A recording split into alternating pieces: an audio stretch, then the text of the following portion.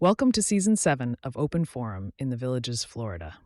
In this show, we talk to leaders of clubs and interesting folks who live in and around the villages.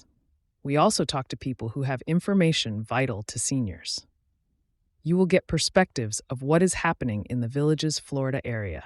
We are a listener-supported podcast. There will be shout-outs for supporters. This is Mike Roth on Open Forum in the Villages, Florida. I haven't done one of these solo episodes in a long time, so I thought I'd put together a episode that I'm calling A Tale of Two Ships and a Plane. Recently, I came back from a wonderful vacation, and I'm going to take it apart piece by piece. But the first part of the trip was on Air Canada from Orlando to Montreal, and then Montreal on to Barcelona. Now, on Air Canada, I had booked business class the whole way to make sure I got a sleeper seat on the Transocean portion of the flight. The trip from Orlando to Montreal was wonderful. Not a problem. We get to Montreal and there's a little bit of a delay, but Air Canada had 3 lounges for their business class customers. The first lounge was a standard airport lounge. The second lounge offered some food and beverages. Third lounge was a first-class restaurant. It had entrees. You could order off a menu. The food was first class. Service was first class. There were beverages. It was really quite a wonderful experience. And there was no charge. So we really enjoyed it. And then the flight on Air Canada delivered another perfect flight. The food was great. The cabin attendants were great. Even the sleeper seats were comfortable. And so we got to Barcelona in really good shape. So I want to give my congratulations to Air Canada. And that'd probably be my first choice for international air travel for a long time to come. So we get to Barcelona and we're going to spend a few days to get used to the time zone and visit a few of the sites. I had visited Barcelona about 20 years ago and really enjoyed Las Ramblas. So we went out of our way to pick a hotel right on Las Ramblas because 20 years ago, it was a bustling street. It was about 5 lanes of traffic wide that they reduced to 1 lane of traffic in each direction. And in the center island that they built, they had little booths or concessions, restaurants, places that sold flowers and birds and costume characters. It was a real hopping place. So we were anxious to get back there, and we liked tapas. So we booked the hotel. The hotel itself that we booked was very nice. It was like English translation, Royale.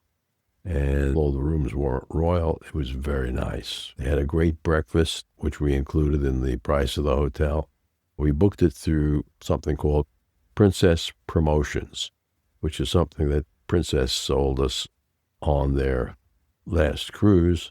And they said Princess Promotion pays everything except for a few dollars in taxes. It turned out that the few dollars in taxes was a lot more than that, almost so that I wouldn't buy another Princess Promotions again.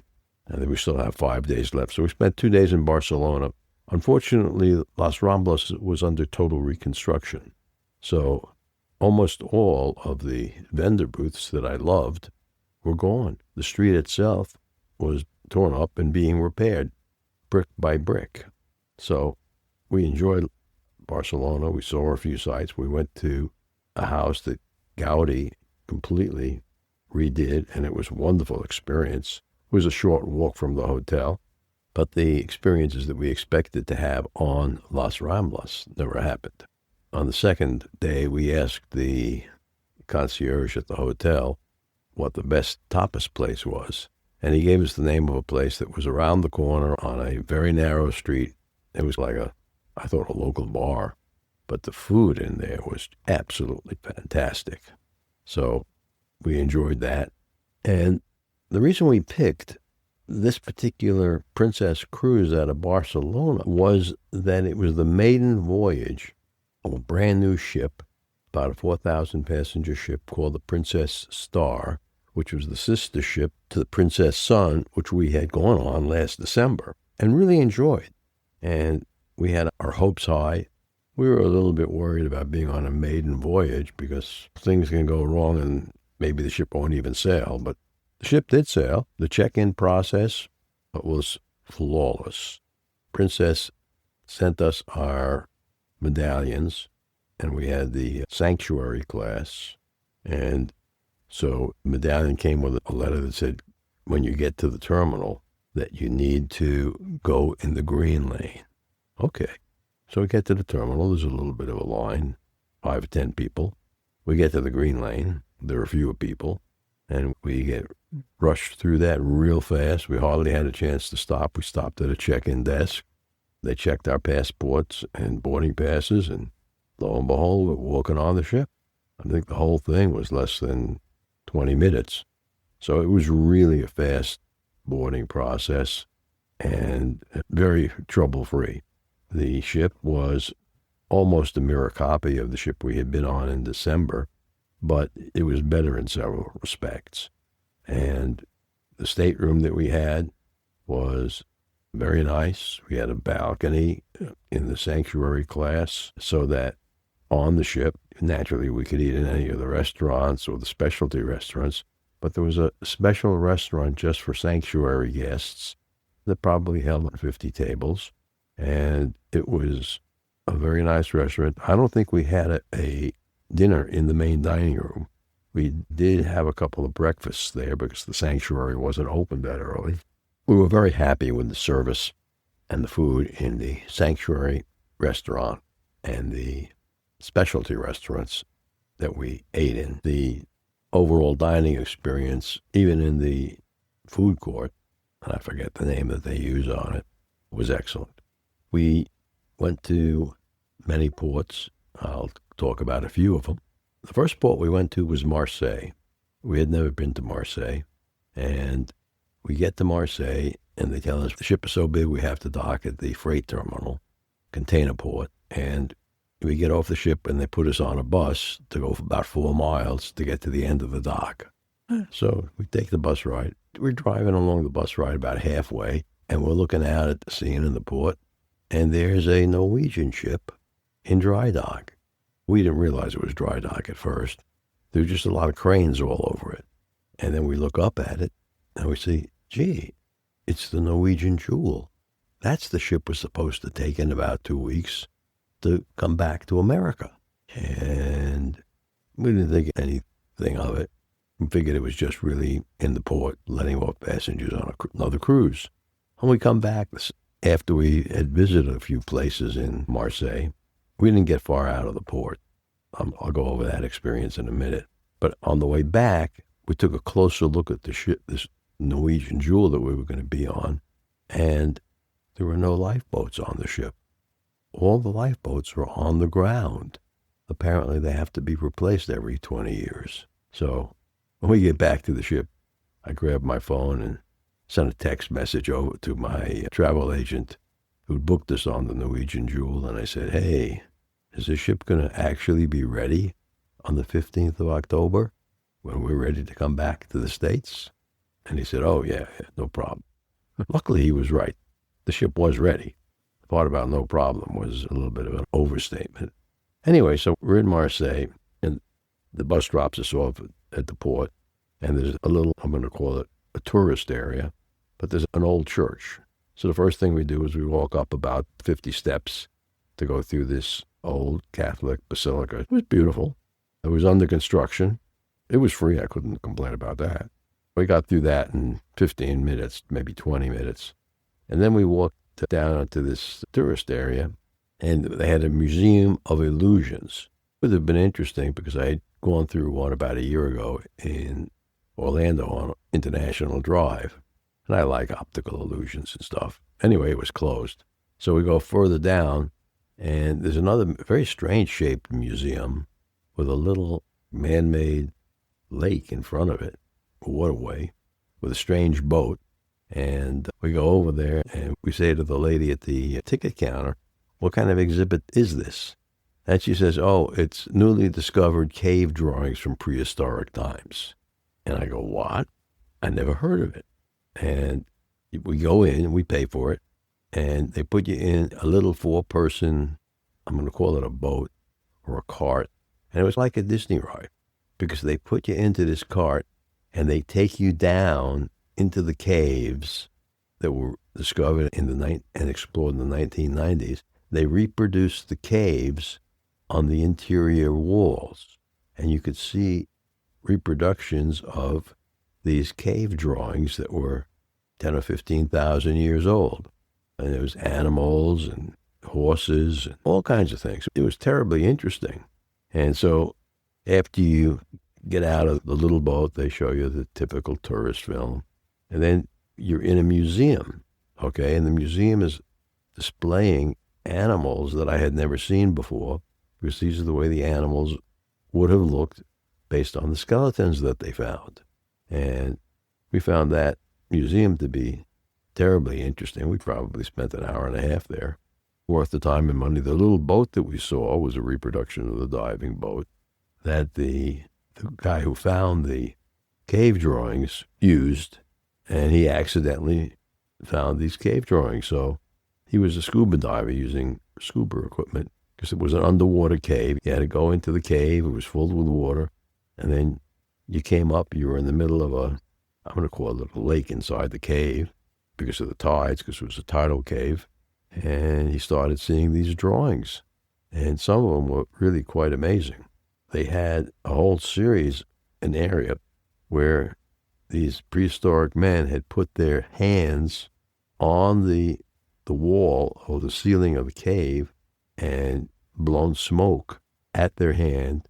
And so when they removed their hand, you see an outline of their hand. It was really quite interesting to see what these prehistoric men had done in these cave drawings. I never thought I'd see, I'm going to call it real or as close to real cave drawings as you could ever see, because I'm never going down in the real caves. But this little ride, it wasn't exactly little, it was probably a 20-minute ride depicted, was quite unusual. So that was our time in Marseilles. I think it was the next stop, but the next stop I'll talk about was Rome. Now, we had been to Rome a few years ago, and we loved Rome. A little crowded, but the bus ride from the pier to Rome was between an hour and a half and 2.5 hours, depending on traffic. And so we decided we wouldn't go on a tour of Rome or any of the things that we've already seen. Instead, we decided to take a rural tour, and we went to an olive farm where they grow olives. And we watched them harvesting some olives, and then we had some wonderful olive-based snacks, tasted their olive oil. We actually came home with a couple of bottles of olive oil. Very good stuff. We learned how it's made. I actually tasted an olive right off the tree that there were. Let's take a quick break. Have you heard about Mature Adults with Donna Hoover and Mike Roth? Yes, this is my second podcast, and Donna and I are going to be addressing subjects which are significant for seniors, especially seniors living here in the villages. The easiest way to hear the show is to look it up on Apple Podcasts. Look for Mature Adults with Donna and Mike. We'll be looking for you there. You can also find us on Mature Adults with Donna and Mike, all spelled out, @buzzsprout.com. Harvesting, and I'm telling you, it was so bitter. I spit the thing out. It was a terrible taste, but the real olive oil didn't taste anything like the olives off the tree. We visited Naples. We did not go to Pompeii again because we had been to Pompeii. We stopped in Sicily at Palermo, which was the low point of the cruise. I didn't know very much about Palermo. So we decided to take one of the ship-provided tours, and most of the tour was a waste of time. So we walked around the port of Palermo. To say it was crowded and dirty is an understatement, but it was both of those. There were 2 ships in the port, a Casa Line ship and the Princess Sun. And so we walked back to the cruise ship terminal to get on the boat. And we encountered a tremendous line of probably 1,000 people. And they pushed us all together like a Disney zigzag line. And people were coughing and sneezing and pushed together. Passengers from both ships, the Costa and the Princess ship. Princess only had one person checking your medallion to go back on the ship. So that slowed things down a lot. And the Italians in Sicily took everyone with a Costa card and put them in another line so they can go in express. So we were stuck in line for about 45 minutes. We did not enjoy that. So I would say in Sicily, we were sorry we got off the ship. That's the bottom line for that port. And then from Sicily, we cruised over to the port of Gibraltar. And I don't think there was another cruise ship in town in Gibraltar the day we were there. But it's an English dependent area in the tip of Spain. Very clean, very well organized, enough of bus tours. So we took a taxi tour of Gibraltar. We saw the high points. One of the high points was visiting with the apes. There are monkeys that roam free in the park there, and you can get close to them. You're not supposed to feed them. One of the cab drivers did, and the monkeys were very cooperative. That was an interesting thing. And then they had nice shopping centers, shopping area, restaurants. And from downtown Gibraltar, we walked back to the ship. It was about 20 minutes all uphill. So we get back to Barcelona on October 15th. We have to change ships to go on the dock. And it was a long 2 or 3 miles along the dock in Barcelona to get from one ship to the other. So we decided to take a cab. And we get to the cab line, and it's 100 people long. And if you know me, you know I don't have much patience. So I see a cab driver out of line, just looking at his phone, talking. And so I walked over to him and said, "Hey, you want to take us over to the other pier?" And we jumped in his cab. So we bumped a lot of the line. That was good. So we get over and the Norwegian was very careful about telling everyone what time to show up. On our boarding paperwork, it said be there at 10:30. So we got there at 9:45 with this taxi cab. And there was a long line, disorganized long line of people trying to get rid of baggage. That included us. And then go in to check in. It probably took us 45 minutes to an hour to check bags and get in front of the Norwegian people to check in and pick up a room key card. And after we did that, we got to get in another long line and it wasn't quite as long, to check our passports. And they put a stamp in there that said Barcelona. So we finally get the opportunity to go on the Norwegian Jewel. We get on the Jewel. We check our room. Naturally, our luggage hasn't made it to the room. So we go to the restaurant called O'Malley's, and I ordered a Reuben sandwich. It's supposed to be a little bit of cheese, corned beef, and sauerkraut. So we're munching on the sandwiches, and this guy comes by named VJ from India, and he says, "Everything okay?" And we said, "No, we're very apprehensive about getting our reservations for the specialty restaurants. We had wanted to make 5 reservations, and we can only make one of them online because every specialty restaurant on the ship only had 8 p.m. reservations, and we wanted 5 p.m. reservations." And this fellow, VJ, was very good, and he said, "Let me take care of it for you. What days do you want? What times do you want?" And we put it down on a piece of paper.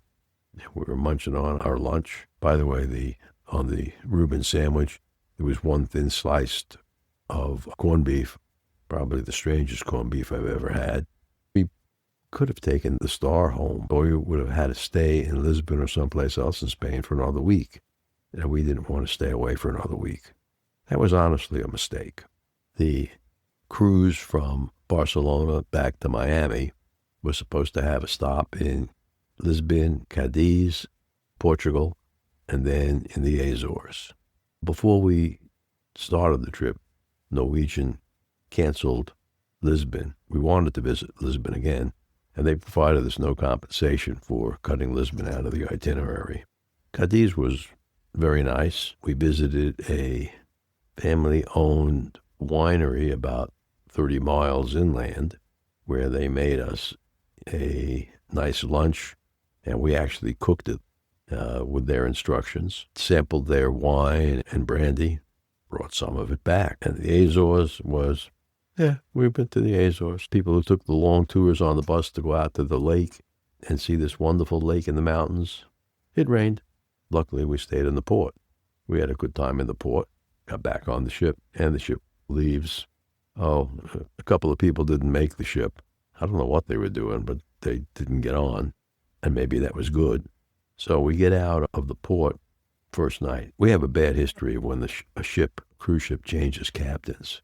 The captain changed. The last time the captain changed was in the Tasman Sea in Tasmania, and when they changed captains, the new guy gets on the PA about an hour out of the port and says, hey, we've been ordered by the New Zealand Coast Guard to go pick up a German sailor whose sailboat has been disabled for the last 3 days. So we did that. It was interesting and exciting. Didn't cause much of a delay in the cruise. But this time, the new captain doesn't come on the speakers. And at 2 a.m., we hear this announcement, Code Oscar, Code Oscar. The next day, we figured out what that meant. That meant man overboard. Yep, someone jumped the ship.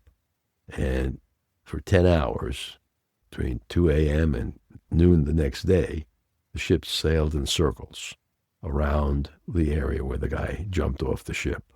Apparently, 20 people a year die in suicide off ships. I didn't realize that. But the Norwegian Jewel was out of the dry dock. They put 3,500 routers in to improve the internet signal in the cabins and the hallways, which was nice. Unfortunately, they left the software from 2015 to get on the internet. So to get on the internet, they had a line of about 30, 35 people with only one server, one guy who knew what he was doing. At one point, I wanted to print something out, and they had a printer there that you could use, but the instructions on the printer didn't have any relation to the reality of what you had to do to get on the printer and print the page out. That was disappointing.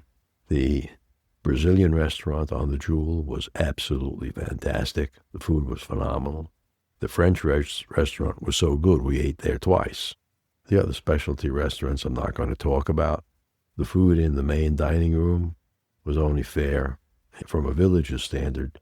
If you know what the type of food they serve at the country clubs, the average country club, that was the dining room.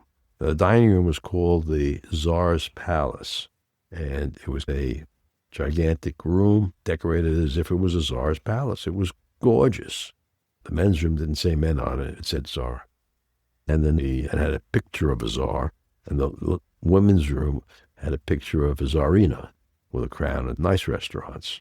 The self-service garden cafe or food court was always crowded and difficult to get a table at. The biggest problem, and I'll talk only briefly about it, for us, which was the killer, was the first morning we get up, try to take a shower. There's absolutely no hot water. We complain about it.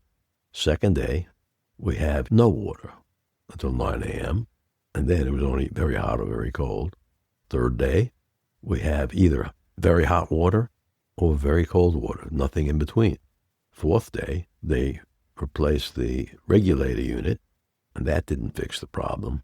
And then they tell me that they have to turn off the water to 25 cabins to fix the plumbing so that we can have a moderate temperature water, which was almost unbelievable. But they did that, and after they did that, we had hot water. Oh, yeah. When we complained about it, I asked for a different cabin, and the people at the customer service desk said, oh, no, we don't have any cabins. We can't upgrade you. Nothing available. Sold out, which I thought was strange for a first voyage after a dry dock. I tried to buy some of the Haven class suites, but they had a bidding process that was a little bit insane, and I was unsuccessful in buying that upgrade. So I figured those cabins were available. Not the manager of this customer service, but the person directly under him, finally offered us an interior cabin to shower in. We would have to walk from the port side of the ship to the starboard side of the ship to take the shower. We did that for one day. We were very unhappy. And then they gave us $500 shipboard credit. Whoop-de-doo. Anyway, the seas were relatively calm. The passage from east to west was okay. I took a tour of the ship, the engine control room, not the engine room, and I was surprised about how many cameras there were. They had great 4K cameras looking in every elevator. The elevators were a little bit crowded, but not too bad. They actually took us onto the bridge. We didn't meet with the captain, and this was after the day after the Code Oscar. The captain later was unwilling to say very much about what happened since the family was still on board. We left the search area when the Portuguese Coast Guard arrived. There were 3 search planes and a couple of other cargo ships that were searching in the same area. I don't believe the guy was found. We get to Miami, we get off, and then we take a cab to the Miami airport, and we rented an Enterprise rent-a-car, drove it back to Leesburg in about 5.5 hours, turned it in, and it cost us only $70 plus tolls and gas to get back from Miami, which was great. And if anyone has any questions, you know how to contact me, Mike@rothvoice.com. Now let's listen to a short Alzheimer's tip from Dr. Craig Curtis. Dr. Curtis, can you give our listeners a tip on keeping their brain healthy? Absolutely. My favorite tip involves a change in eating patterns, but it's not a drastic change. It's simply increasing the amount of fresh fruits and vegetables, fish, other white meats, and lowering the amounts of red meat, sweets and sugars, and also carbohydrates. It's essentially following a Mediterranean-type diet plan. With over 20 years of experience studying brain health, Dr. Curtis's goal is to educate the Villages community on how to live a longer, healthier life. To learn more, visit his website, craigcurtismd.com, or call 352-500-5252 to attend a free seminar. Thank you, Dr. Curtis. Listeners, I'm thrilled to share with you this podcast, which is my passion project to bring knowledge, inspiration, and things you need to know about Villages and the people living here. Be sure to hit the follow button to get the newest episode each week. Or you can hit the purple supporter box. Even a small donation of $3 to $10 a month makes a big difference. And you can cancel your subscription at any time. Your support means the world to us. Stay curious, stay inspired, and keep those headphones on. Remember, our next episode will be released next Friday at 9 a.m. Should you want to become a major supporter of the show or have questions, please contact us at mike@rothvoice.com. This is a shout-out for supporters, Tweet Coleman, Ed Williams, Dwayne Romick, Paul Sorgan, and Dr. Craig Curtis at K2 in the Villages. We will be hearing more from Dr. Curtis with short Alzheimer's tips each week. If you know someone who should be on the show, contact us at mike@rothvoice.com.